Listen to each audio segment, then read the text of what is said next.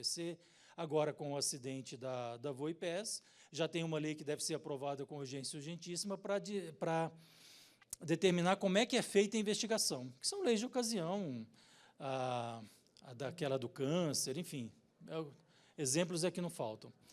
Na época que eu estudava, e muitos daqui, né, Lincoln, a gente estudou a LICC. Lembra da LICC? Lei de Introdução ao Código Civil?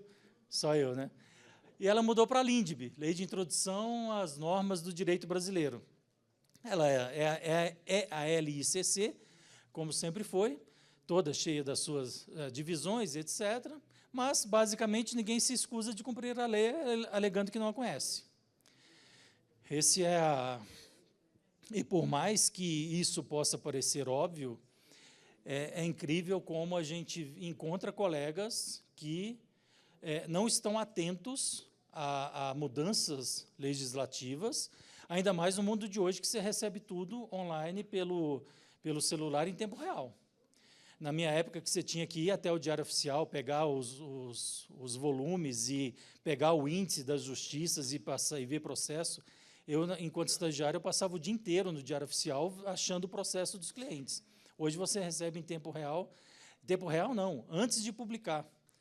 O Astreia, que eu assino, por exemplo, ele te dá um andamento dias antes de publicar, que te permite se organizar e tal.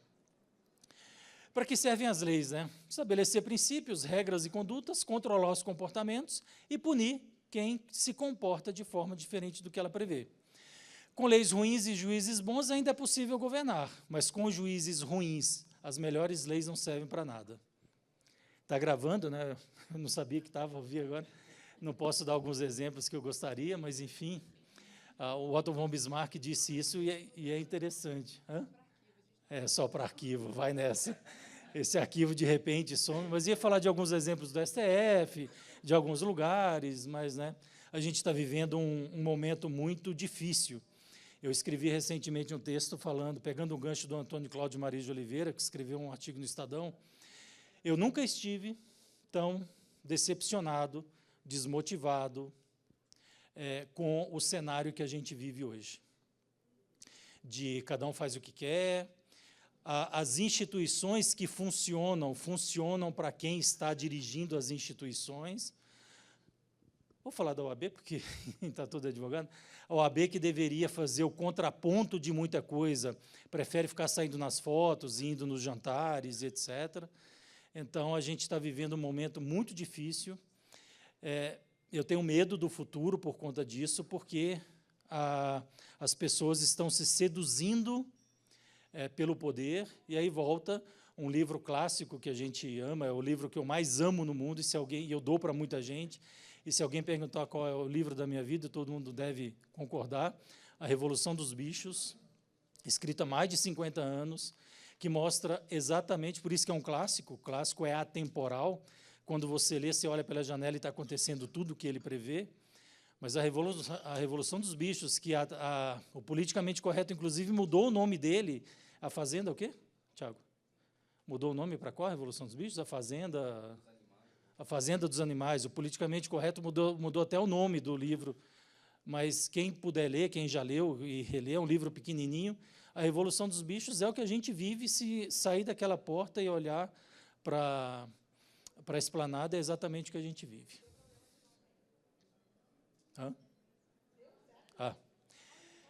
Triste é o país que precisa de leis para prever o que deveria ser a essência do ser humano. A prova do Enem de 2015 era a persistência da violência contra a mulher na sociedade brasileira. Ano após ano, mesmo assunto, mesmo sempre. É tema do Enem de 2015, poderia ser de 2024, 2023, 2022, vai ser 2025, e por aí vai. Tácito, um pouquinho depois de Cristo, já disse, quanto mais corrupto o Estado, maior o número de leis. E aí, a gente tem aqui perto de 6 milhões de normas editadas só a partir da Constituição. 6 milhões de normas editadas a partir da Constituição. O que o Tácito falava? Quanto mais corrupto o Estado, maior o número de leis. E nós somos pagos para gerenciar tudo isso para os nossos clientes. Normas tributárias de 88 a 2023, 500 mil normas, enfim, os números são os mais malucos possíveis. Tem aqui 782 normas editadas por dia útil no país. Obviamente que é bem complicado você cuidar de tudo isso, mas a gente tem que cuidar. Estima-se que o Brasil gasta 50 bilhões de reais por ano só para acompanhar, para manter estrutura de acompanhamento de todas essas mudanças. Tem empresas que têm departamentos inteiros que são pagos só para acompanhar tudo isso. Hoje em dia, com a tecnologia, realmente é bem mais fácil. Só na época da Covid, só a União, editou em poucos meses, entre janeiro e maio de 2020, 1.236 normas jurídicas, só naqueles poucos meses. Claro, a gente não sabia o que era, o que a gente estava vivendo, recomendações do MP, recomendações do CFM, recomendações do COFEM, recomendações do Judiciário, todo mundo se metia a besta da palpite, e essas normas, em algum momento, se tornavam antagônicas, a gente lá no Hospital na Ponta começava a cumprir de uma forma, daí vinha uma outra e passava de outra, aí o que a gente faz, que norma a gente cumpre, vamos tentar cumprir um pouco de cada uma para ficar bem, não ser fiscalizado. A gente quer ser multado no Estado, no município ou na União, ou esperar a ação do MP. Enfim, então temos para todos os gostos.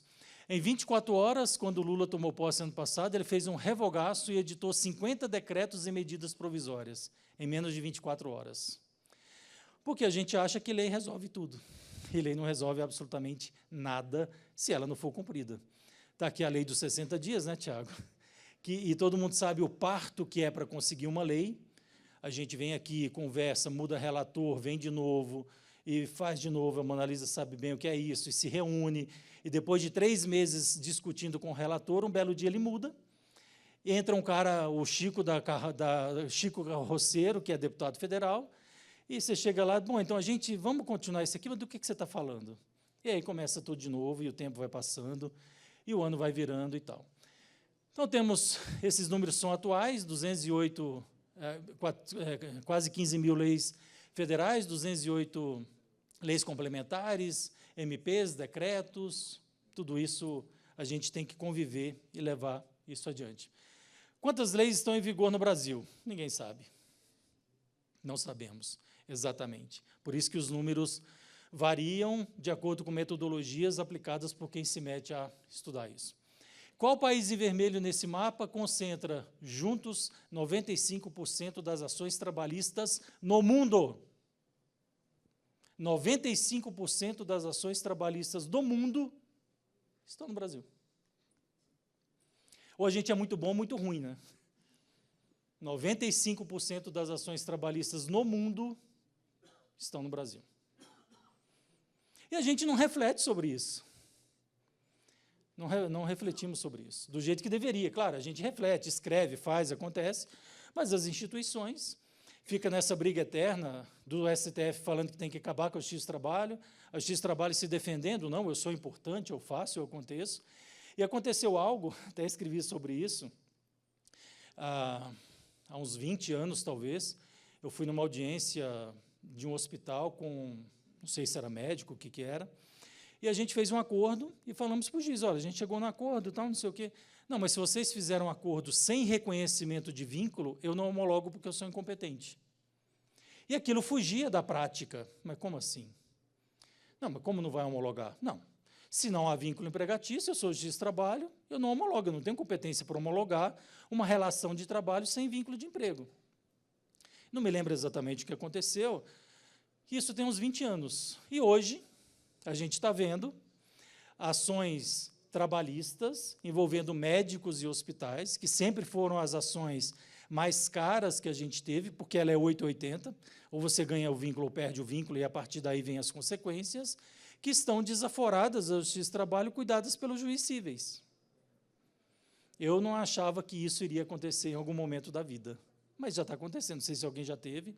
As ações estão sendo desaforadas por causa da terceirização, que o Supremo, 90% das terceirizações, ele está dando como legítimas e traz todos os precedentes das reclamações, e um ou outro caso, o Faquinha, o mais novo, o Fux também, semana passada, ele devolve. E também não há muito critério. Se você analisar o acórdão da reclamação de um e de outro, é igual sentença de erro médico. Até a 7ª página, você não sabe quem vai ganhar. A hora que ele põe "se não vejamos", aí é que você vai saber que lado que ele vai levar a argumentação.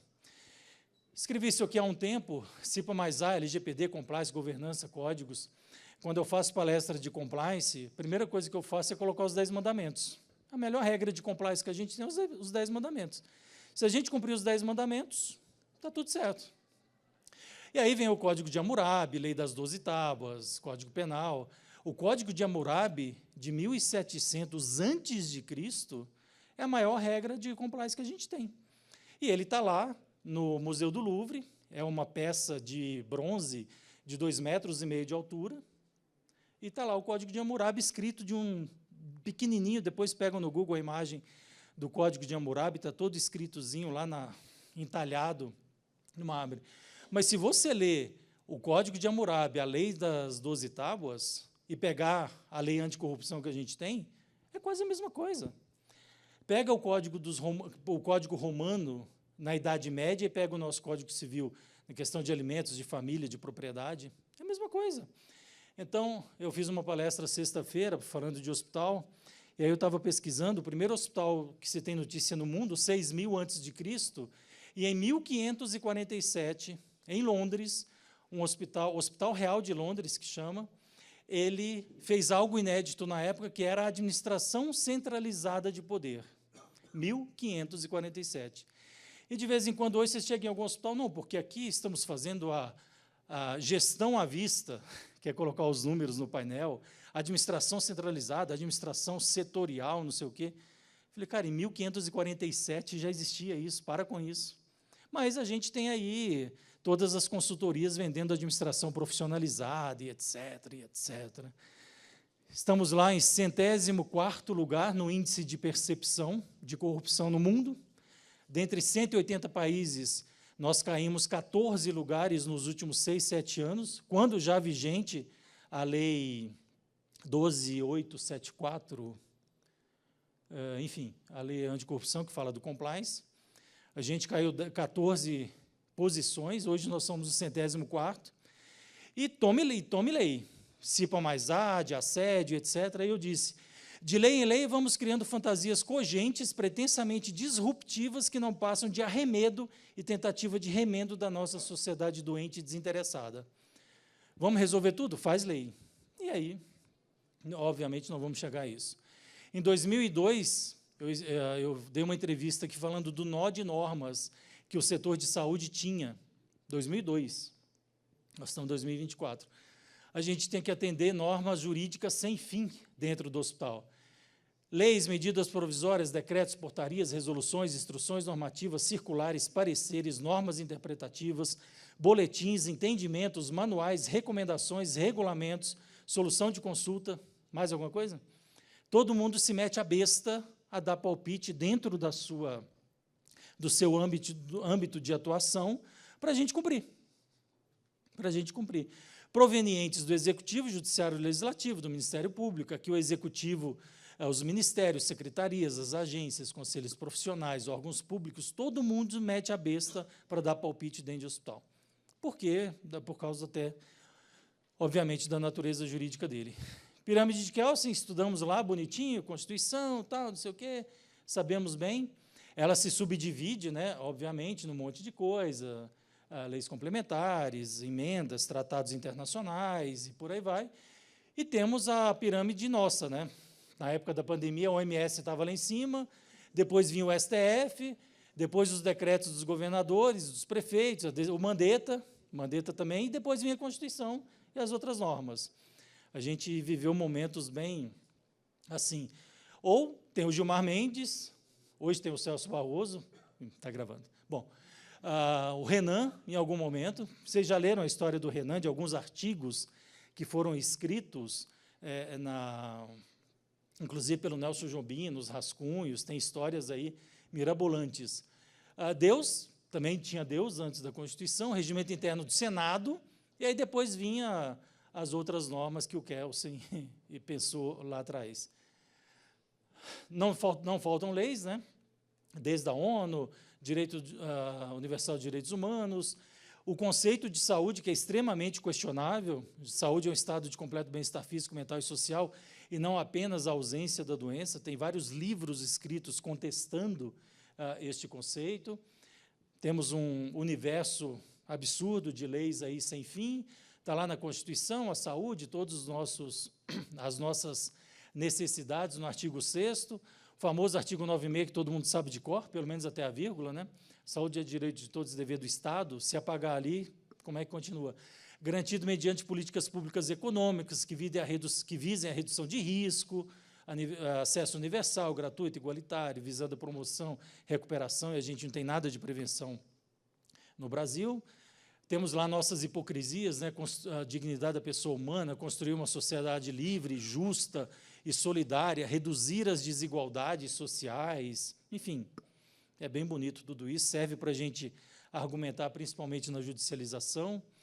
41 dispositivos sobre a área da saúde, vários aqui, nosso sistema de saúde público e privado, privado complementar e suplementar, diversas normas constitucionais incidentes sobre o poder público, leis é o que não falta, né? Como falamos lá atrás, algumas leis básicas aqui na área da saúde, as nobres da vida, algumas aqui também, leis desse ano, né?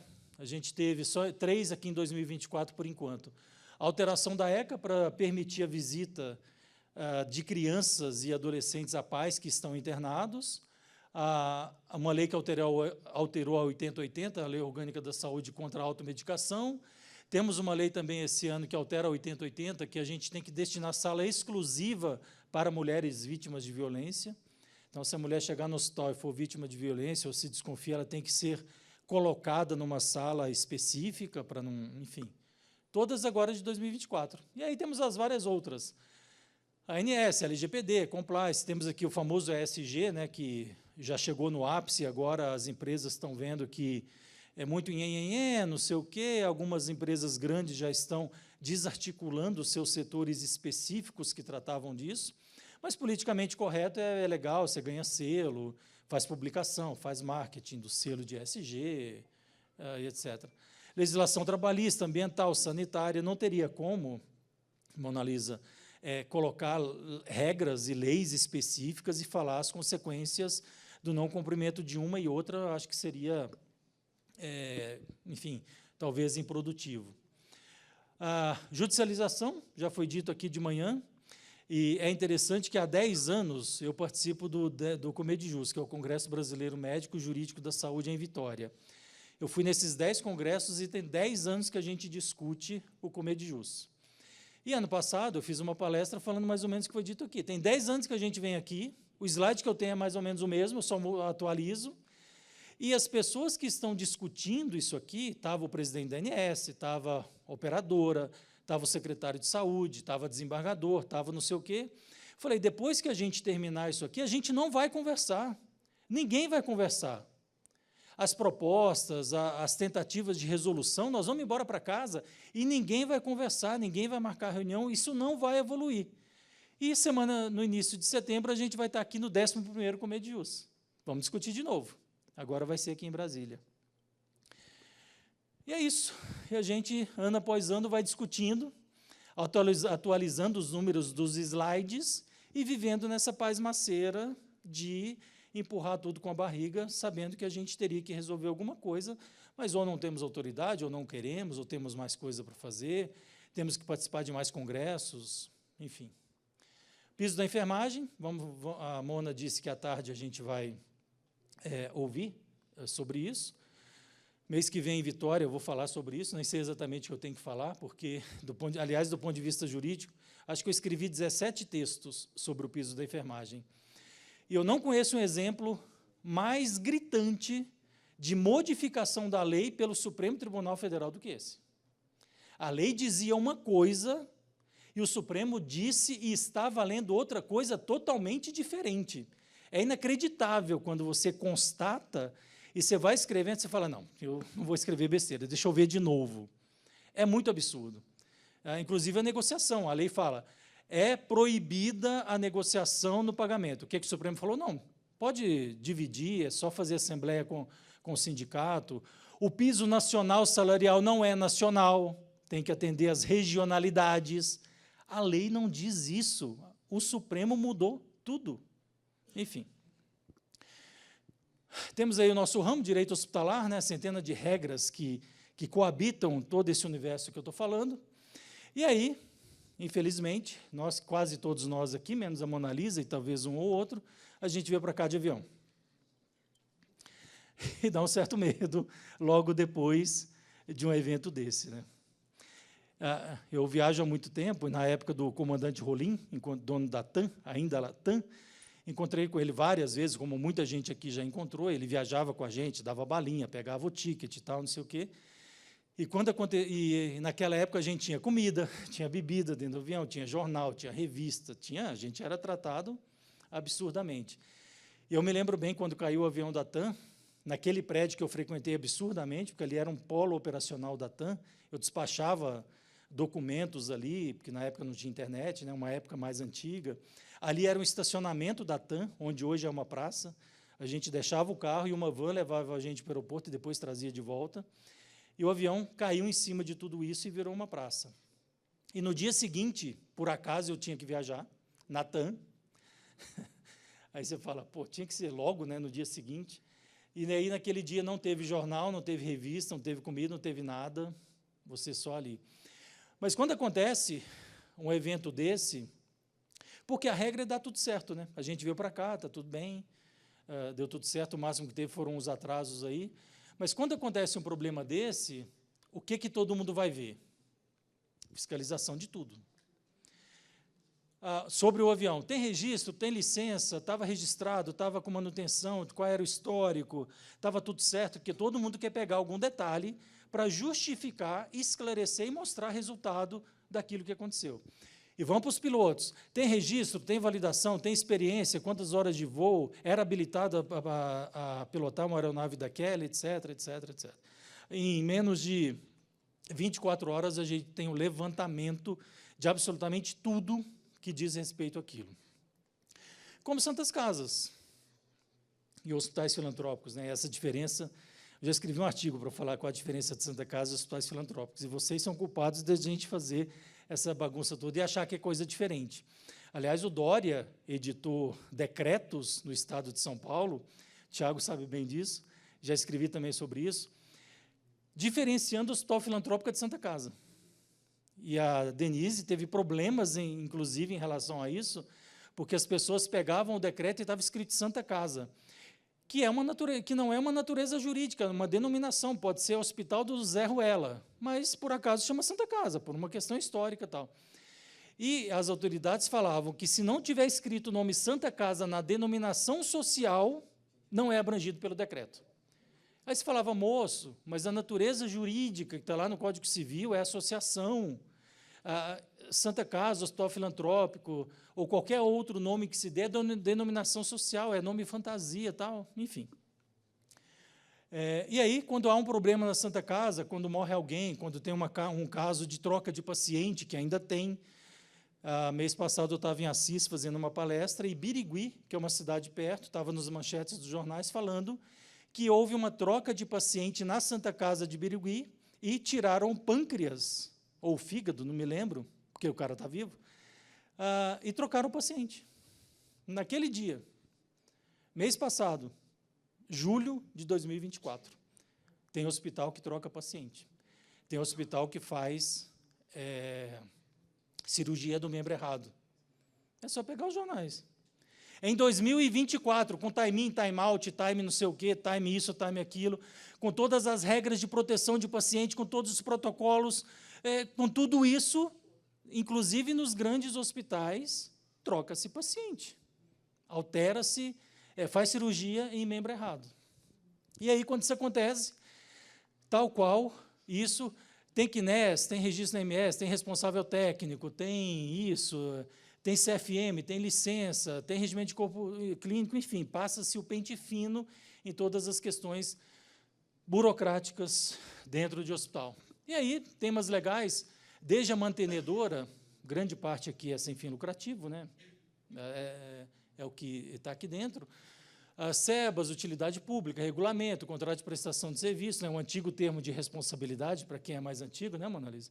Terceirização de médicos, OSG, LGPD, Compliance, Anvisa, CIPA+A, regimento interno do corpo clínico, termo de consentimento. As comissões obrigatórias, eu peguei um exemplo aqui de um hospital de ensino, que é mais abrangente, mas certamente os hospitais têm por obrigação ter pelo menos 10 ou 11 comissões obrigatórias: ética médica, ética de enfermagem, documentação, comitê de ética e pesquisa, CCIH, CIPA+A, gerenciamento de resíduos, comissão de revisão de óbitos, a de prontuário, farmácia radiológica e etc. Tem algumas outras comissões que ainda não são obrigatórias, mas com o tempo serão: transplante e captação de órgãos, comitê transfusional, residências em saúde, mortalidade materna e neonatal, biossegurança, bioética, ética no uso de animais, segurança do paciente, humanização e por aí vai. É trabalho e todos nós temos que orientar, opinar, comentar sobre tudo isso dentro de hospitais. Assuntos tormentosos. Agora, também já escrevi bastante sobre testemunhas. O primeiro caso que eu tive testemunho de Jeová na minha vida foi em 1990, no Hospital Santa Catarina, na Paulista. Na época, quem fez o relato no STF foi me fugiu o nome dele agora, Francisco Rezec. O Rezec era ministro do STF e o acórdão foi ele que relatou, 90, 91. Essa semana, quinta-feira, se eu não me engano, o STF está decidindo sobre o testemunho de Jeová. Com a evolução do tempo, era muito fácil você orientar a transfusão em caráter emergencial. Eletivo, o testemunha vai para o hospital que ele quiser, tem toda aquela história. Mas a emergência, sim, deu sangue. Eu prefiro te defender de um assunto constitucional sobre livre crença e etc., do que omissão de socorro e, eventualmente, até homicídio. Com a evolução do tempo, a gente passou a ter juízes, testemunhas de Jeová, desembargadores, testemunhas de Jeová, ministros, testemunhas de Jeová, que comungam a tese, a doutrina, o dogma, seja lá como se chama, e passaram a dar liminares para não receber sangue e utilizar alternativas que nem todo hospital tem condição de usar alternativas. Plasma. Eu escrevi, acho que semana passada, sobre isso no Rio de Janeiro. Teve uma juíza que determinou que o município do Rio de Janeiro fizesse a transferência do paciente testemunha para um outro hospital que pudesse fazer a cirurgia sem transplante não de sangue, transfusão, sem transfusão. Eu falei, vai ser fácil cumprir essa... que médico que vai querer fazer isso? Mas, enfim, assuntos eternos, autonomia do paciente, que não é tão autonomia quanto se quer, só em alguns casos. Termo de consentimento livre e esclarecido, que o STJ pune o termo genérico, a inexistência do termo, enfim, tem toda uma série de decisões do STJ falando sobre isso. Inclusive, muitas decisões do STJ que não reconhecem a prática do erro médico, e a expressão erro médico não pode ser mais usada, né, até por conta do STJ, desindexaram a pesquisa jurisprudencial de erro médico, mas, enfim, há muitas decisões absolvendo do erro médico, mas condenando pela falta de esclarecimento do termo de consentimento informado, ou inexistência dele, ou termo genérico, que é bland, tem uma expressão em inglês para isso, bland é alguma coisa. Enfim, é um assunto importante, que lá nos hospitais é a mocinha da internação que continua oferecendo o termo, o paciente assina, o responsável assina, não há uma explicação sobre isso, e quando você chega no judiciário, o juiz faz uma pergunta. A senhora leu esse documento? Li. Essa assinatura é sua? É. A senhora entendeu o que está escrito? Não. Acabou o seu termo. E como é que resolve isso? Tem algumas alternativas, colocar testemunha, mas, enfim, toda alternativa que implicar na mecanização do sistema vai continuar sendo improdutivo. Eu oriento filmar, em consultório e tal. Não dá para filmar na internação todo mundo ali o tempo inteiro, mas pelo menos é uma alternativa. Mas essa alternativa não é factível, não é viável, isso, aquilo, aquilo outro. Então, continua assumindo os riscos do seu termo de consentimento informado ser considerado abrangente demais, etc., etc. Enfim. Prontuário, proteção de transtornos mentais, criança e adolescente, política de meio ambiente, medicamentos genéricos, fracionados, bioética, e por aí vai. O tempo já está, quase já foi, né? Obrigações legais dos hospitais, cumprir as regulamentações e normas. Nossa, que diferente, né? Temos que cumprir as regulamentações. Pois é, temos. Temos diversas responsabilidades, direitos do paciente, temos riscos claros a respeito dessas consequências, erro médico, danos por falta de equipamento ou recursos adequados, o problema da capacidade instalada, infrações sanitárias, riscos ocultos, como documentação inadequada, gestão de dados pessoais, assédios sexual e moral e conduta ética, consequências do descumprimento, todo mundo sabe, todo mundo aqui trabalha em hospital, menos a Carol, que chegou agora, ainda está se familiarizando com o ambiente, né, Carol? Falei bastante de você não estava, mas está gravado, não foi nada demais. Sanções administrativas, criminais, cíveis, reputacionais, financeiras, éticas e de compliance e operacionais. Temos aí para todos os gostos. Como é que a gente mitiga esse risco, né? Como é que a gente reduz esses riscos? Administrando bem, né, Denise? Administrando bem, tecnicamente bem, usando a tecnologia que a gente tem disponível para isso, treinamento contínuo, aplicação efetiva do compliance, governança corporativa, com monitoramento, com auditorias, com fiscalizações internas, compliance em saúde, um exemplo, definição, importância, regulamentações e impacto na segurança do paciente. Riscos claros, ocorrência de fraude, corrupção, não conformidade, risco oculto, conflito de interesse, práticas antiéticas e falhas na governança. Aliás, sobre conflitos de interesse, o Tiago está travando uma luta como cidadão e como advogado que atua em advocacy.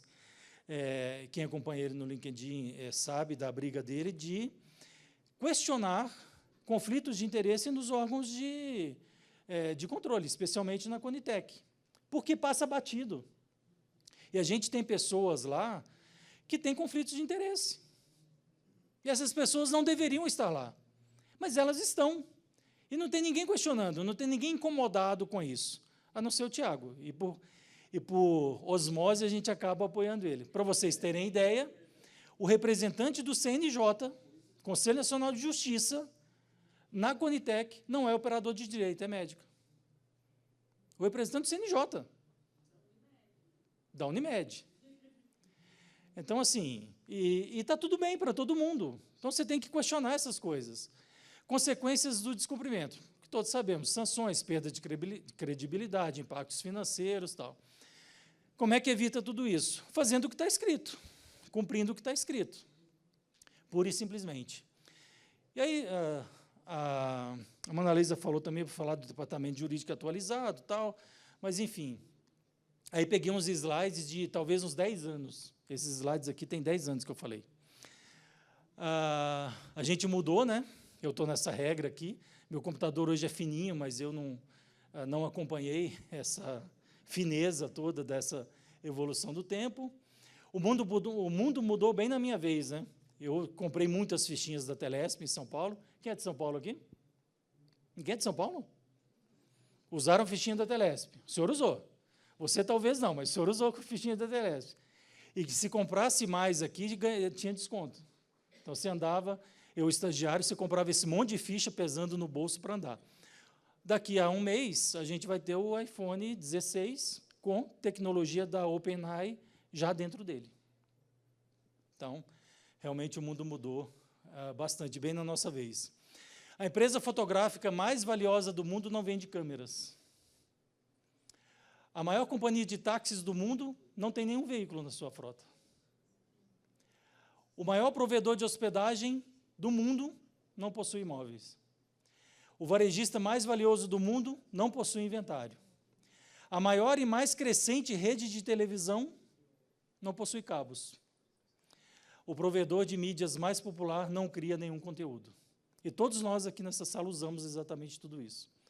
Talvez a gente não tenha se dado conta disso, mas olha como o mundo mudou no quesito de empresa. Todos nós usamos Uber, e o Uber não tem nenhum carro na sua frota. E todos nós aqui usamos. Olha como é louco essa mudança do mundo. Evoluímos, essa máquina que eu pus, que foi a primeira que eu trabalhei, em 1989, e já era um avanço, não era aquela Hamilton, tal, que eu aprendi da datilografia. Já era uma IBM elétrica, e aqui tinha uma teclinha que apagava os últimos. Só ferrava quando a gente usava carbono, porque aí o carbono não apagava, a gente tinha que fazer de novo. Diário oficial, fax. Quando o fax chegou no escritório, em 90, 91, 92, porque o filho do dono do escritório ia muito a Miami e tal, e trouxe, beleza, uma novidade. A gente não podia brincar porque ninguém mais tinha. Então não tinha para quem passar nem de quem receber, mas estava lá. E aí um hospital, ele trouxe para um hospital, a gente ficava passando fax para o hospital para nós, para a gente ver a folha saindo do outro lado. Eu vivi isso. E o papel era enrolado, né, era um rolinho que você colocava, e não cortava. Os primeiros não cortavam. Aí você tinha que cortar com a régua, desamassar o rolinho. Eu vivi tudo isso, gente, e trabalhava nessa máquina. Hoje você tem PDF, quer dizer, quem tem fax hoje? Não existe mais fax. Os processos mudaram, né? Muita gente aqui deve ter acompanhado e lido o processo assim, ainda temos alguns, eles estão sendo digitalizados, mas eu ainda tenho processos físicos, à mão. Hoje a nossa mesa é assim, né? Eu tenho 2, 3 monitores, você acompanha por lá, acompanha por cá, tem gente que põe o monitor na vertical para fazer as vezes disso aqui. O departamento jurídico e os escritórios mudaram. Eu trabalhei com esses arquivos, o sonho era ter esses arquivos, mas o escritório nunca teve. Você rodava aqui e entrava lá dentro e tal. O CREMESP tem, você vai lá ver os processos do CRM de São Paulo, que ainda são físicos. Você chega lá, a Olga, que está lá há 200 anos, ela abre isso aqui, entra no meio deles, eu fico, nossa, olha que legal, ela está entrando para pegar o processo ali no meio. E hoje a gente tem estações, né, e, enfim. O cliente mudou, ele já vem com você sabendo qual é a solução, mesmo que ela esteja errada, mais ou menos igual no consultório médico, né? Depois que ele fala tudo, não, eu vi no Google, é mais ou menos isso mesmo, é só uma confirmação. Só que o Google fala que se você tiver dor nas costas, você pode estar com câncer, com um tumor desenvolvendo, você pode ter 6 meses de vida. Então, alguém tem que dar uma calibrada nisso aí. Mas o fato é que o cliente mudou, é interativo, você tem diversas ferramentas para que isso aconteça, o advogado do futuro, enfim, conhecimento, competência, atitude, que sempre teve que ter, obviamente, só que isso é cada vez mais exigível. Hoje você tem diversas ferramentas que te permitem acompanhar tudo em tempo real. Eu não tenho estagiário há 5 anos, eu não tenho escritório físico, eu não tenho arquivo, eu não tenho nada. Todos os meus processos estão online, todos são gerenciados pelo Astreia, que atende muito bem, e eu controlo todos os meus processos do meu celular. Não tenho absolutamente nada físico de contato. Algumas ferramentas aqui que são usadas, né, para tudo isso. A tecnologia permite, aí, como esse slide é antigo, eu meti aqui há muito tempo, porque esse slide tem muito tempo mesmo. Monitoramento da distribuição de processo online. Tem ferramentas que você cadastra o CPF ou o CNPJ, e quando há distribuição de algum processo em qualquer lugar do Brasil, digital, você recebe no seu celular que acabou de ser distribuído o processo tal em Fortaleza. O Jadson está aí? Em Fortaleza. Dependendo da sua organização, e se você tiver uma base de dados próprias, formação de erro médico, por exemplo, se você tem uma base de dados própria ou do tribunal, uma vez identificada a existência do processo, o sistema começa a fazer a defesa, a contestação, ele faz a defesa, coloca as preliminares, porque o robô lê a inicial, o robô lê o seu banco de dados, e o robô faz tudo isso, de maneiras que em 1 hora você tem 80% do seu serviço pronto.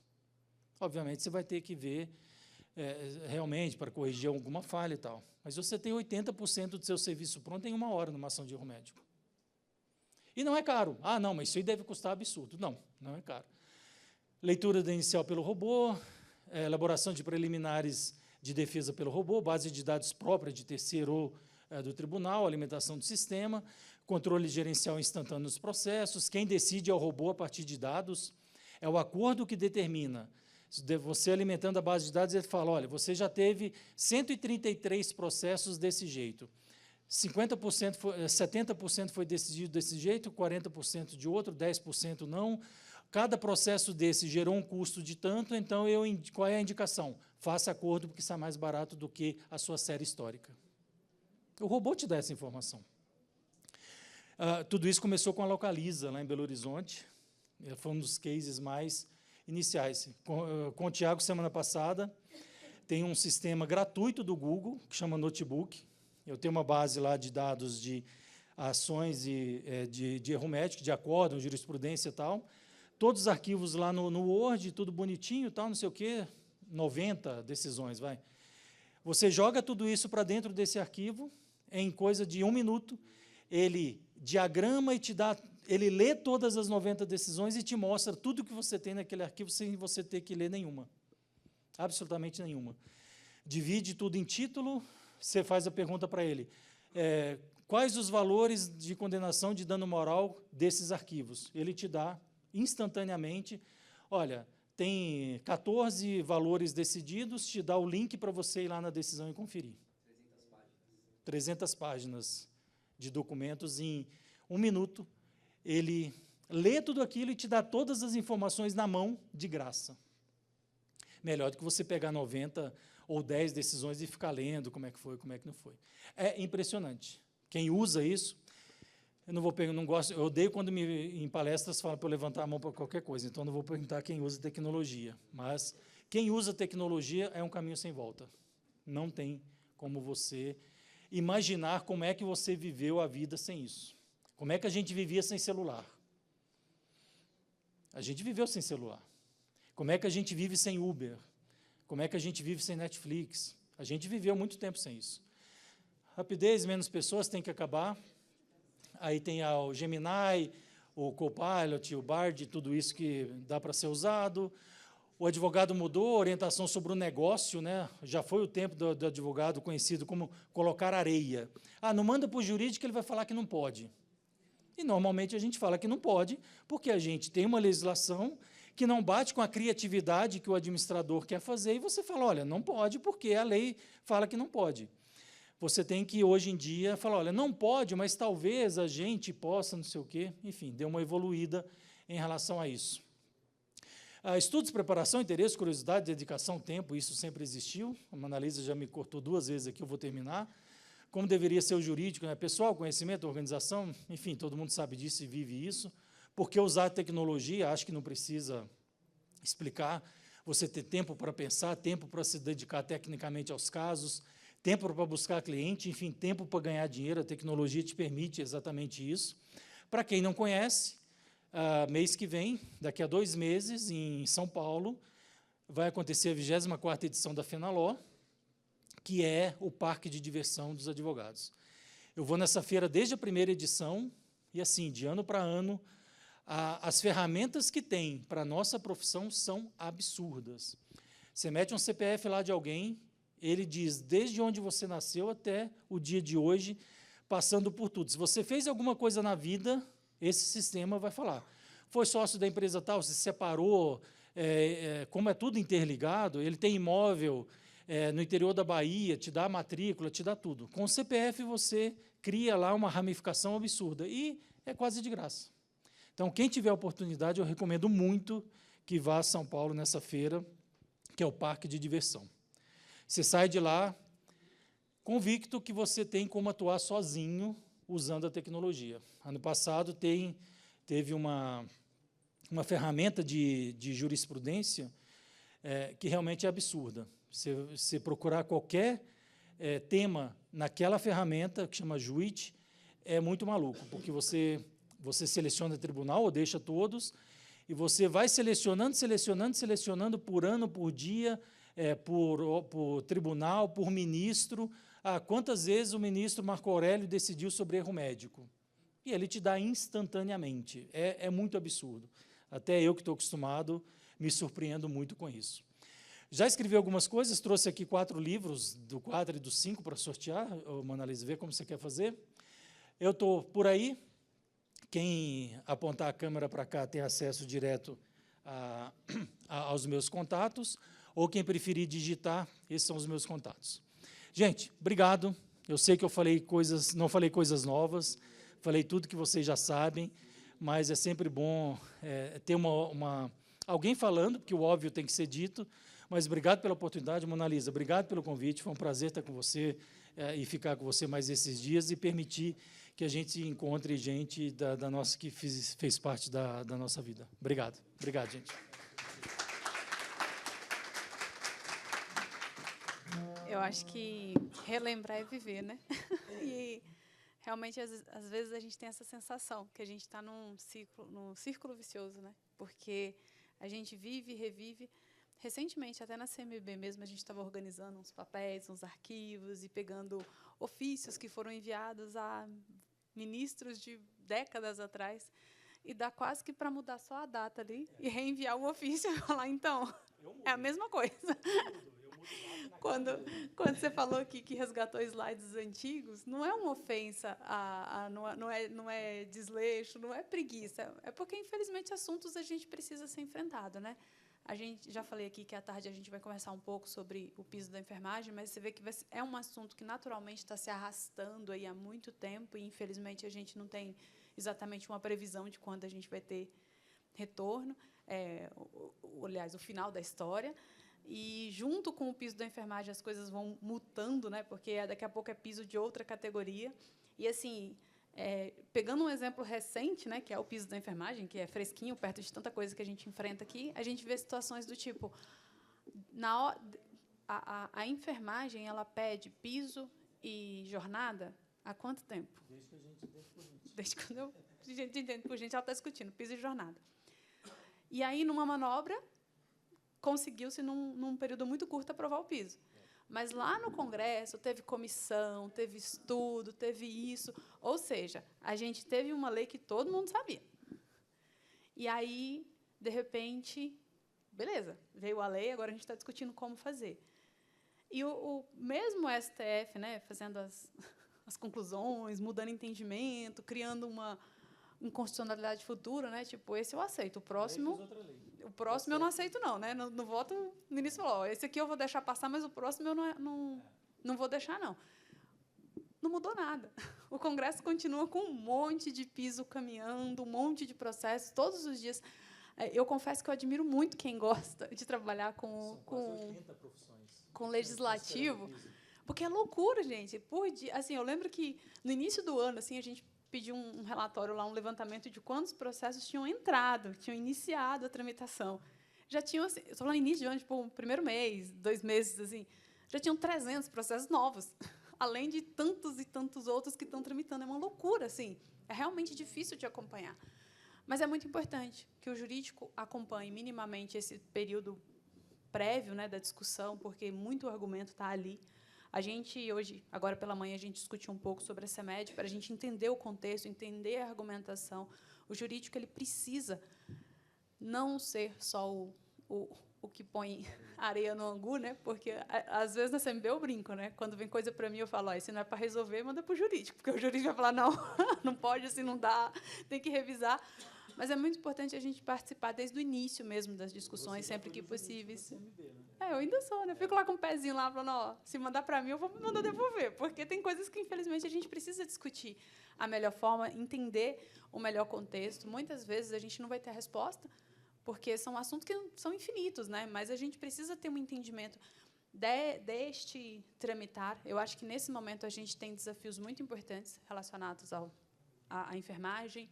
A gente está no forno a reforma tributária, que eu acho que é uma das mais complexas que a gente já viveu, porque o sistema tributário nacional é um nó, é um emaranhado.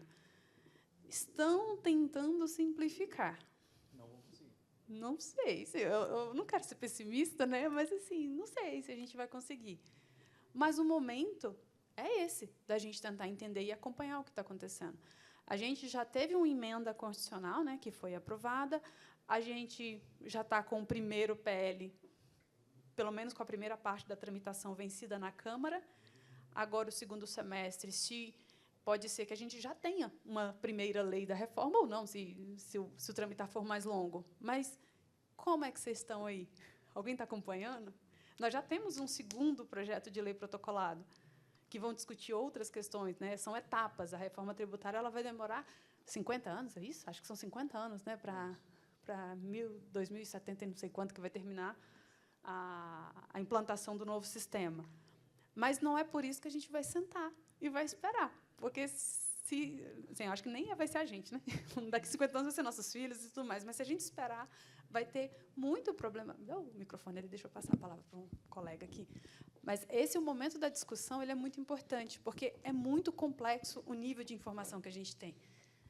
Seu nome, por favor? Thales. Thales, você é de onde? Sou de São Paulo, mas moro em Brasília há 5 anos. Estou aqui há 5 anos. Maravilha. 4 anos, quase.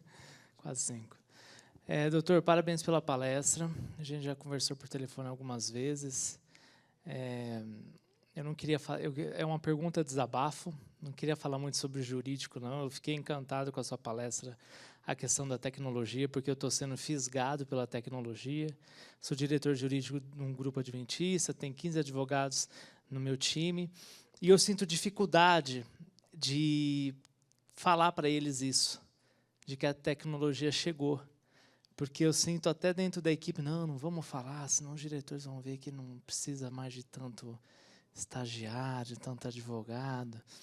E essa é a verdade, né? A verdade é essa. E também é difícil para mim transparecer isso. Então, aos poucos, eu contrato uma plataforma, contrato uma inteligência artificial. Mas, agora pensando a pergunta, né? Um desabafo, uma pergunta. O que a gente fala para esses advogados, para o seu time, para o seu diretor? Como que a advocacia está se tornando, para eles não terem medo? Eu não sei, é algo assim. Desculpa, é uma pergunta muito subjetiva, mas...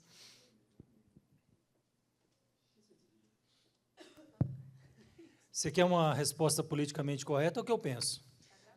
Está gravando. Fale as duas. Não, vou falar só uma, o que eu penso. Demite e contrata quem entra no ritmo. Você não tem tempo de esperar. Simples assim. É isso. Não tem tempo de esperar. O que a tecnologia te permite fazer, e talvez a gente possa um dia trazer exemplos concretos de quem faz o quê, como é que a ferramenta age, etc. e tal, como implantar e os benefícios que você pode ter.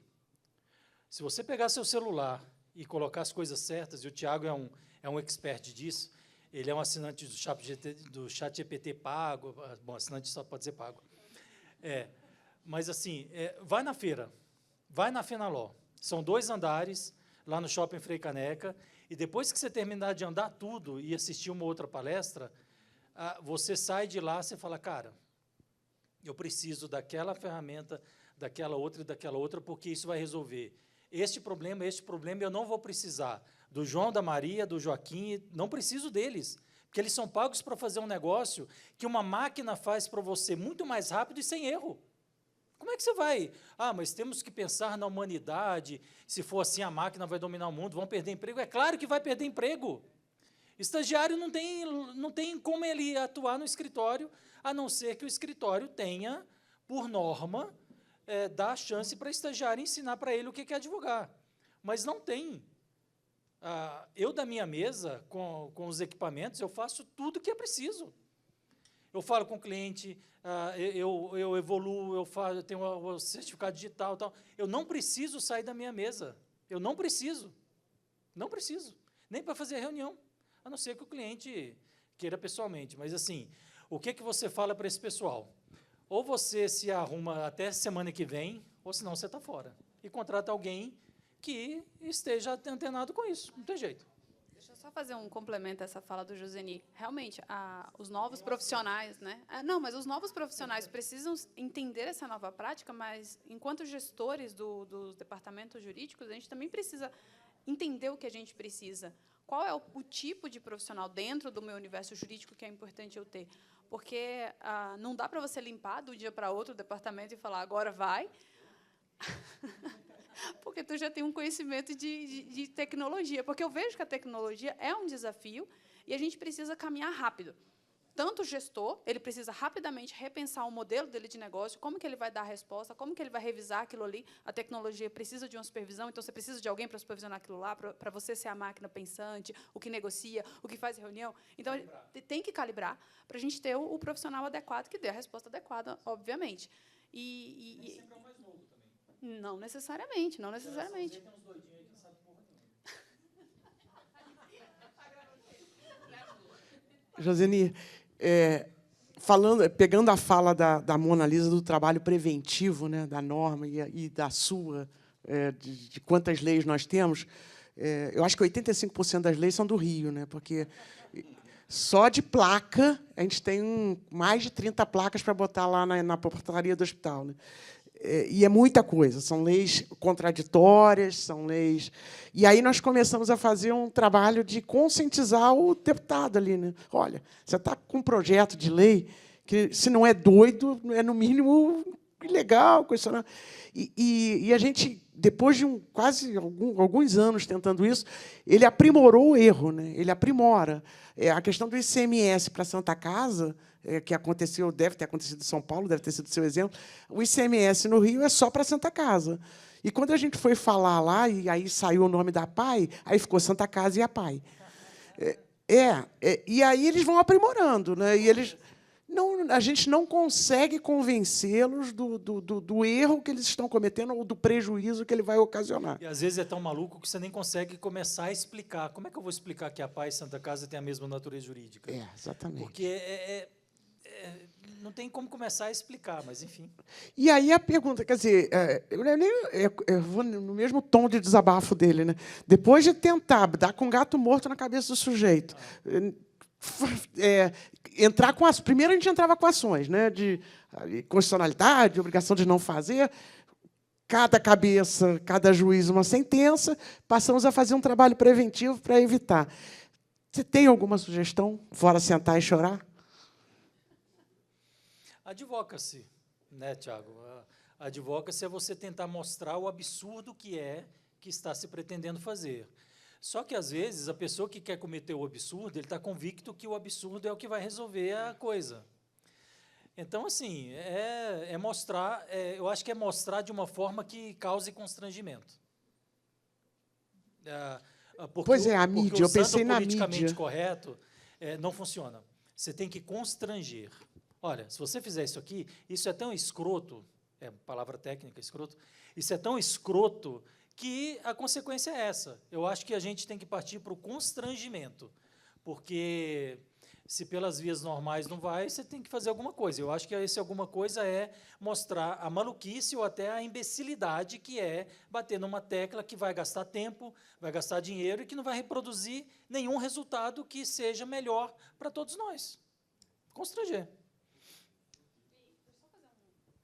Observação, porque, assim, é claro que o advocacy, né, o Ti vai falar aqui, ele até, com certeza, é a pessoa mais apta para falar do que eu, mas a gente tem um trabalho interno dentro das nossas instituições que a gente também precisa fazer esse advocacy, né? A gente tem que tomar esse cuidado internamente, porque, às vezes, vem um projeto, uma ideia mirabolante, um contrato, uma parceria, assim, que não tem como não dar certo. Mas aí, na hora que o jurídico vai lá e fala... Mas você pensou nisso, você pensou naquilo. A visão do todo que o jurídico tem que ter é muito importante. Por isso, esse tempo que nós precisamos ter para nos capacitar. Porque, às vezes, fala, eu queria colocar um negocinho aqui na frente, mas aí você fala, mas será que isso impacta no SEBA? Será que isso não impacta numa outra certificação, num outro benefício? Tem os benefícios locais? Isso conversa? Espera aí, não é bem assim, não se comprometa, né? A gente tem tantas consequências, a gente tem que criar protocolos claros. E esse advocacy, a gente tem que olhar muito para dentro das nossas instituições. A gente precisa, talvez, constranger um pouco até a nossa diretoria e falar assim, vocês me escutem, porque se ainda assim vocês quiserem fazer, a gente tem que ter um plano B. Porque, no momento que não der, infelizmente, der errado, a gente tem que já estar com um plano engatilhado, porque a gente sabe que a mídia ela também é muito cruel em cima dos hospitais. Então, a gente tem que ter esse plano B para tudo e o jurídico tem que participar. Eu sei que aqui a gente está falando com jurídicos, mas o dever de casa é voltar para as nossas instituições e mostrar o protagonismo do departamento jurídico em tudo, e não só revisão de contrato. E as nossas instituições mas, como você falou, elas também são difíceis. A gente tem administradores que são reativos a mudanças, a tecnologias, etc. Eu sei que a gente tem problemas internos nas nossas instituições, como você falou, porque tem gente que acha que não precisa. Enfim, demite eles também. Tem um cara que é especializado em tecnologia, que eu vi uma vez ele falar uma frase que eu sempre reflito sobre ela. Ele falou assim: nenhum homem, para julgamentos, assim, processamento de informações, nenhum homem é melhor que uma máquina, mas nenhuma máquina é melhor que um homem com uma máquina. Acho que essa ideia, assim, as pessoas vão ter que se adaptar. Não há mais como você sobreviver, é adaptação, né? Darwin na veia. E eu acho que, assim, está cada vez mais inevitável. Mesma coisa a gente pensar em fazer algum controle financeiro sem planilhas. Assim, não existe essa possibilidade mais. Tem um livro que chama Ruído, que foi escrito por um economista, na verdade é um psicólogo comportamental chamado Daniel Kahneman. Ele ganhou até um prêmio Nobel da Economia. E é muito interessante a reflexão que ele faz, porque o ser humano, ele, principalmente essas nossas áreas, direito, medicina, ele faz julgamentos. E julgamentos, eles estão muito sujeitos a ruído. Se eu estou num dia bom, se eu estou num dia ruim, se eu tive acesso a uma informação anterior, tudo pode mudar a minha capacidade de dar. A decisão de um juiz pode ser diferente, há muitos estudos mostrando, dependendo se o time dele ganhou, se está sol, se está calor, se ele almoçou, se ele não almoçou, né, se ele teve acesso a uma informação anterior. Então, a gente vive assim numa sociedade muito sujeita a ruído. Como é que isso pode ser mitigado? Com um processamento de decisão imune a ruído. É algoritmo, é inteligência artificial. Né? É assim que a gente vai. Eu fico pensando, construção de leis. Eu tenho certeza que daqui a 50 anos a gente vai olhar e falar assim, meu Deus do céu, como é que a gente vivia com um mundo assim, de pessoas que não entendem nada do que estão falando. Né? 513 deputados, quantos deles realmente entendem de aviação para votar uma lei de aviação? Eles não entendem. Eles estão processando tantas variáveis na cabeça deles que eles estão indo ali pela maioria.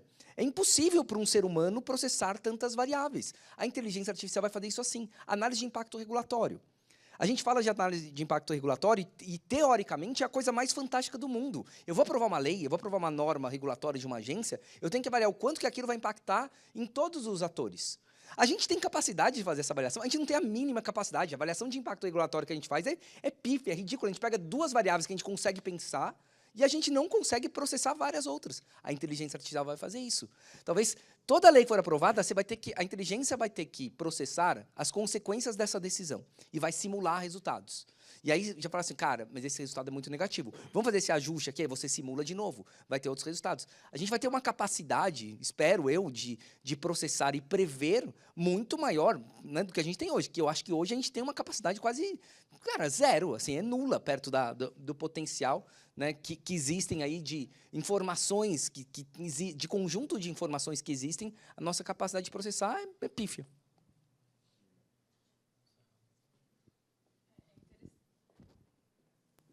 É interessante mesmo a gente pensar como a inteligência artificial pode nos ajudar. E eu estou aqui justamente pensando no todo do Congresso, né? Porque de manhã a gente brincou que a Tereza deu a notícia ruim, mas o Fernando veio com um encaminhamento, né? E isso conversa com o tema do nosso evento, né? Que é ações e caminhos para a transformação. Indiretamente, a gente também está trazendo algumas informações aqui que são caminhos para a gente transformar o nosso dia a dia, a nossa atuação, seja dentro das nossas instituições. E as nossas instituições têm um papel muito importante na conscientização do parlamento, do judiciário.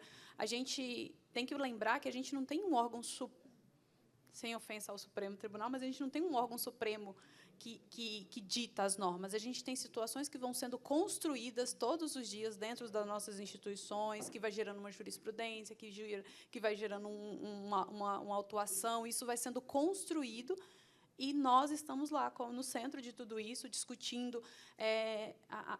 Uma coisa que muito me assusta é a qualidade da informação.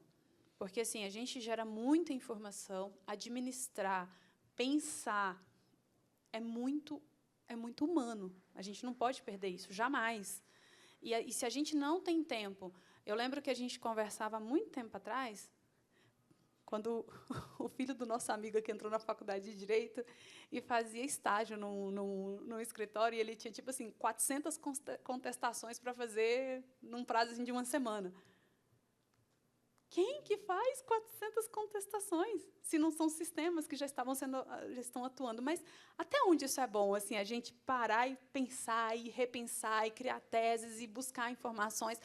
É claro, tem um equilíbrio perfeito entre as coisas. E aqui é o nosso desafio, encontrar o equilíbrio que a gente consegue, de uma forma muito qualitativa, continuar contribuindo para um sistema que seja dentro dos nossos hospitais, seja numa advocacy, na Assembleia Legislativa, aqui no Congresso Nacional. A gente precisa continuar evoluindo, e eu não tenho dúvida que o jurídico tem um papel importantíssimo.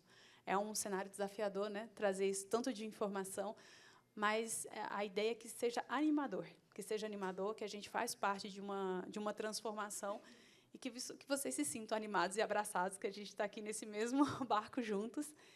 E, assim, eu gostaria de encerrar aqui agradecendo o Joseni. Muito, muito obrigada por aceitar nosso convite. É um prazer te ouvir, sempre muito divertido. Vou fazer alguns cortes nessa gravação, pode ficar tranquilo. E já queria... Mostra os cortes aí. Os cortes eu vou guardar para um momento oportuno.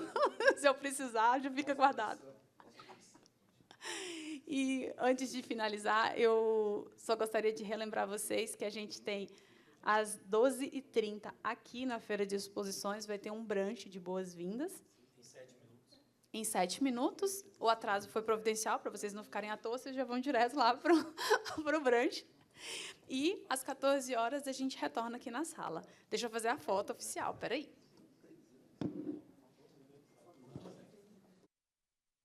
Quatro livros. Espera aí, fiquei para o sorteio.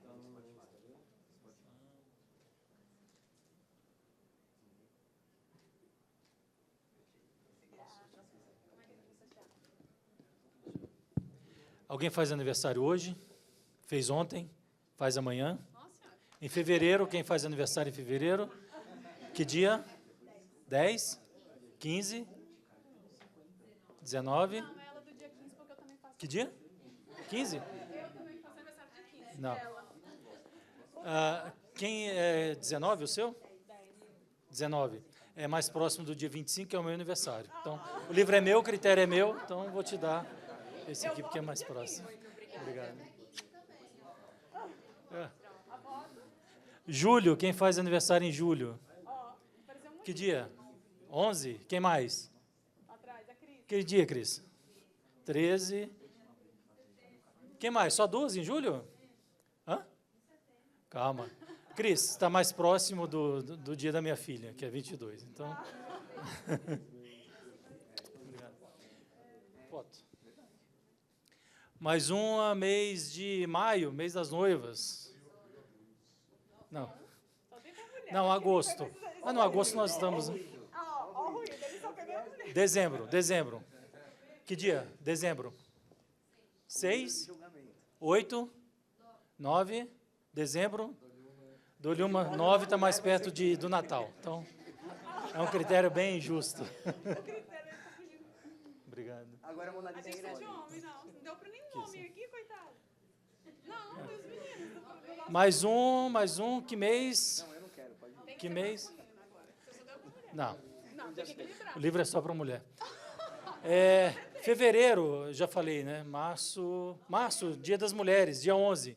Março, quem está mais próximo? Dia 8. 8 de maio, quem está mais próximo? 8 de março? Dia da mulher? Não é 8 de março? 8 de março, que eu falei. Maio. Não, 8 de março, quem está mais próximo de 8 de março? Só você? Que dia? 22. Ninguém mais em março? Eita, culpa não é minha, gente. Vocês que nasceram no mês errado. Tá aqui. 2? São 2. Obrigado, gente. Quem quiser, acho que no meu site você pode baixar esses livros em PDF, tá? Quem tiver interesse. Obrigado.